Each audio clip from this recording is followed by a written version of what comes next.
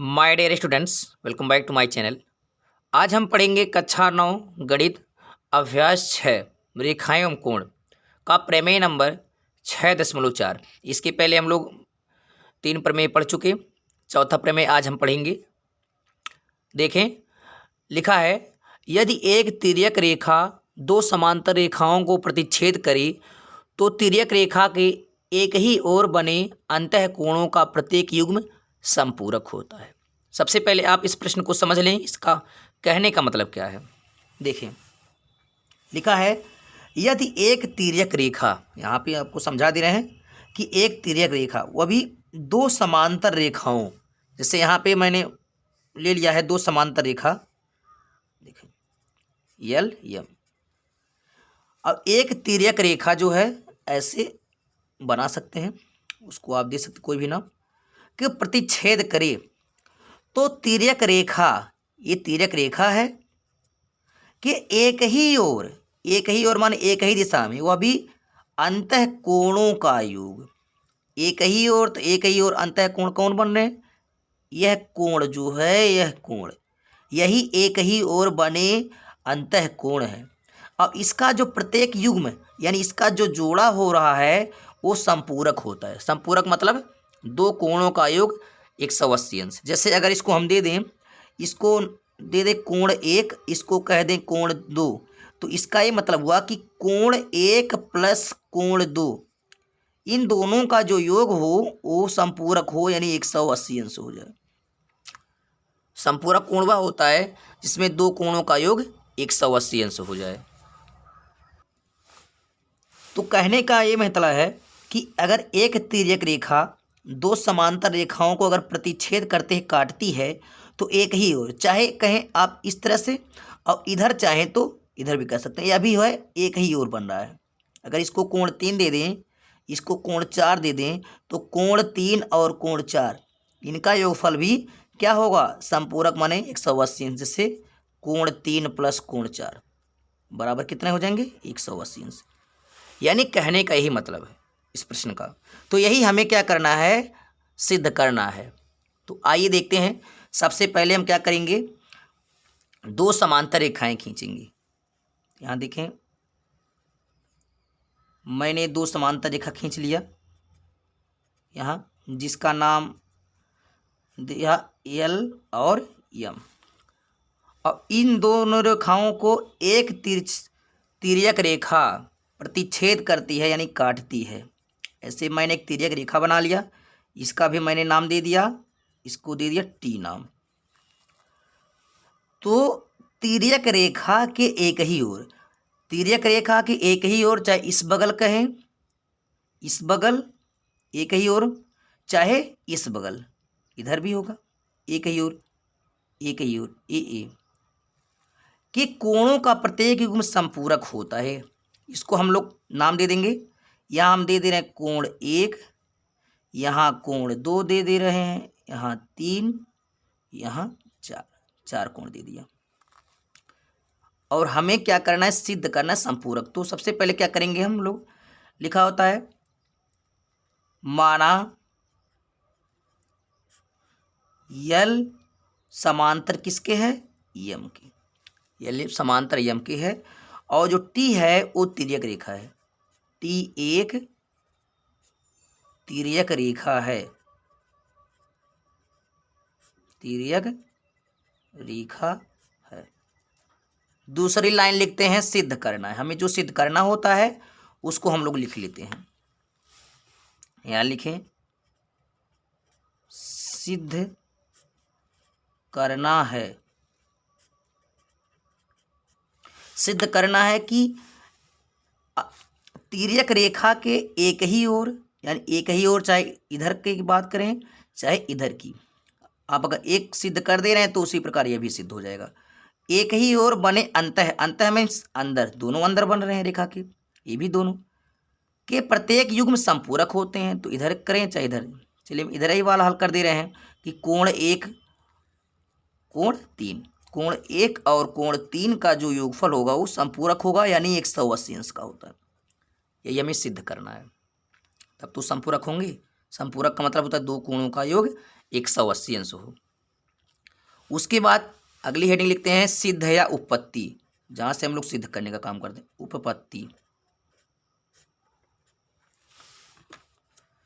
यहाँ से एक प्रमेय आप लोग और देखें, पढ़ाया गया था इसके पहले, कि जब दो समांतर रेखा को कोई एक तिर्यक रेखा काटती है तो एकांतर अंतःकोणों का युग्म बराबर होता है।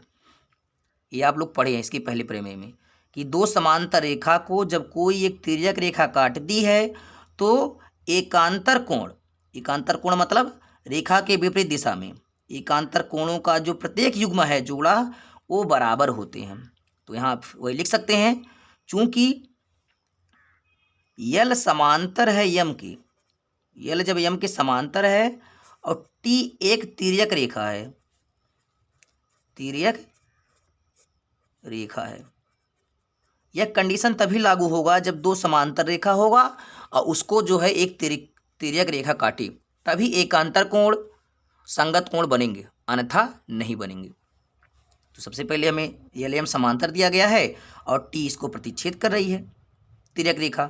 अब देखें कि कोण 1 और कोण 4 ये क्या है, एकांतर कोण है। देखिए ये इधर बन रहा है तो यह इधर बन रहा है, इसकी दिशा विपरीत होती है। जो एकांतर कोण होते हैं इनकी दिशा क्या होती है, विपरीत होती है। तो कह सकते हैं कि कोण 1 बराबर कोण 4। इसको आप रीजन दे दें, इसको समीकरण 1 कह सकते हैं, और रीजन दे दें एकांतर अंतःकोण, एकांतर अंतःकोण से, अंतःकोण से। बहुत ही आसान यह प्रमेय है। इसी प्रकार यहाँ से ध्यान देंगे कि इधर भी एकांतर कोण है, यहाँ कोण 2 बन रहा है, यहाँ कोण 3 बन रहा है। तो कह सकते हैं कोण 2 और कोण 3 ये भी क्या है, एकांतर कोण है। लिख सकते हैं कि कोण 2 बराबर कोण 3, ये भी क्या है, इसको समीकरण नंबर 2 दे दें, या भी रीजन लिख देंगे एकांतर कोण, एकांतर कोण से यह भी हो जाएगा रीजन। ये तो दोनों बराबर हो गए। अब हमें सिद्ध क्या करना है कि 1 + 3, या तो 1 + 3 180 हो, या तो 2 + 4 180 हो। यहाँ कर दें, दोनों में से कोई एक लिख सकते हैं, मैंने एक ही लिखा है, 1 + 3 बराबर 180। आप चाहें तो लिख सकते हैं कि 2 + 4 बराबर 180, दोनों में से कोई एक सिद्ध कर लें, हो जाएगा। अब यहाँ हम देखेंगे कि जो यहाँ यल है वो एक सीधी रेखा है, और सीधी रेखा पे दो कोण बन रहे हैं, एक कोण 2 बन रहा है, सॉरी एक कोण 1 बन रहा है और एक कोण 2 बन रहा है। और ये दो कोण जो बन रहे हैं वह रैखिक युग्म के कोण हैं, क्योंकि एक रेखा पे अगर 2 से अधिक कोण बन रहे हैं तो वह रैखिक युग्म के कोण कहलाते हैं, जिनका योगफल होता है 180 अंश। लिखेंगे चूंकि यल एक सीधी रेखा है या सरल रेखा है, यल एक सरल रेखा है, जब यल एक सरल रेखा है तो कोण 1 और कोण 2 इसी सरल रेखा पर स्थित है, एक इधर बन रहा है तो एक इधर बन रहा है, इस पे दो कोण बन रहे हैं, कोण 1 और कोण 2, और ये दोनों कोण रैखिक युग्म के कोण हैं। तो लिख सकते हैं कि कोण 1 + कोण 2 ये दोनों रैखिक युग्म के कोण हैं, जिनका योगफल होता है 180 अंश। रीजन आप लिख दें, इसको चाहें तो समीकरण 3 दे दें, और रीजन लिख दें रैखिक युग्म से, रैखिक युग्म से एक रेखा पे अगर कई कोण बनते हैं तो वह रैखिक युग्म के कोण कहलाएंगे, जिनका योगफल होता है 180 अंश। अब इसी समीकरण 3 में जो है समीकरण 1 और 2 का मान रख दीजिए, आपको जो सिद्ध करना था वो आ जाएगा। हमें क्या सिद्ध करना था कि कोण 1 + कोण 3 बराबर 180 अंश। तो हम देखें कि कोण 1 मिल गया है, हमें जो सिद्ध करना है कोण 1 मिल गया है बाएं पक्ष में, और कोण और 180 अंश जो है दाएं पक्ष मिल गया है। तो अब किसी ना किसी तरह से हमें इस कोण 2 को रिप्लेस करना, हटाना है, और उसको हटा के कोण 3 लाना है। तो आप जानते होंगे, यहाँ पे लिख दें कि कोण 2 बराबर कोण 3, ये हमने एकांतर कोण से सिद्ध किया है। अब क्या करेंगे, लिख देंगे कि समीकरण 2 का मान जो है समीकरण 3 में रखने पर, एक लाइन लिख सकते हैं आप, समीकरण 2 का मान समीकरण 3 में रखने पर, या ऐसे भी लिख सकते थे वही मान रख के, समीकरण 3 में रखने पर। अब देखें, अब यहाँ जो कोण 1 है उसको रहने देंगे, क्योंकि हमें तो जो सिद्ध करना है कोण 1 चाहिए, तो चाहिए ही। अब प्लस, अब जहाँ कोण हमें 3 लाना है, यहाँ कोण 2 था, तो 2 और 3 देखें यहाँ बराबर है, वो भी एकांतर कोण से, तो 2 के जगह पे हम लोग 3 कर सकते हैं, क्योंकि हमने 2 का मान जो है इसमें समीकरण 3 में रखा है। तो 2 के जगह पे हम लोग 3 लिखेंगे, तो कोण 3 हो जाएगा बराबर 180 अंश, तो इधर आ ही जाएगा। आप लिख सकते हैं कि कोण 2 बराबर कोण 3, ये एक दिया है या ज्ञात है, कह सकते हैं ज्ञात है। तो मैंने क्या किया है कि जो कोण 1 प्लस कोण 2 बराबर 180 अंश रैखिक उनके कोण है, तो कोण 1 को मैंने ले लिया है, 2 के जगह पे हमने 3 बना दिया है, क्योंकि मुझे चाहिए 3, और 3 कहाँ से आया है, 2 बराबर 3, क्योंकि कोण 2 और कोण 3 बराबर हैं, तो 2 के स्थान पे मैंने 3 कर लिया, और बराबर 180 अंश। अब यही हमें सिद्ध करना था कि कोण 1 बराबर प्लस कोण 3।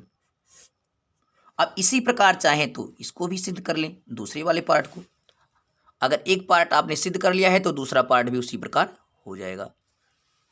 यहां लिख सकते हैं hence proved, hence proved. I hope ये वीडियो आपको समझ में आया होगा। अगर ये वीडियो समझ में आए तो इसको लाइक शेयर कमेंट करें, और कमेंट करके बताएं यह वीडियो आपको कैसा लगा, ताकि हम और अच्छे अच्छे वीडियो आपके लिए बनाते रहें। तब तक के लिए take care, goodbye, thank you.